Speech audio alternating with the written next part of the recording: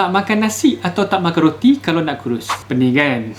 Kalau ikutkan pengalaman saya sendiri yang telah melalui fasa pemakanan yang macam ni, saya lebih gemar untuk memilih nasi berbanding dengan roti. Sebab bila kita makan nasi, kita akan makan makanan yang lengkap. Sebab kalau kita refer kepada pinggan suku-suku separuh, suku tu adalah nasi, suku tu adalah lauk, dan separuh daripada pinggan tu adalah sayur dan juga buah. Pinggan suku-suku separuh ni adalah satu sukatan yang dah lengkap, yang seimbang dengan pelbagai jenis nutrisi yang diperlukan oleh badan kita. Kalau kita makan roti, biasa kita makan roti dengan apa? Dengan jam, dengan sekaya, dengan coklat, dengan peanut butter. Jadi makanan tu tak lengkap. Even sandwich sekalipun, bahan-bahan yang selain roti tu masih lagi sikit daripada roti tu sendiri. Dan kadang-kadang kita letak sos, mayones, lagilah tinggi dengan gula yang juga akan menyusahkan untuk kita menurunkan berat badan. So, kena faham mesti makan makanan yang lengkap dengan pelbagai nutrisi untuk membolehkan badan kita membakar lemak dengan lebih efisien.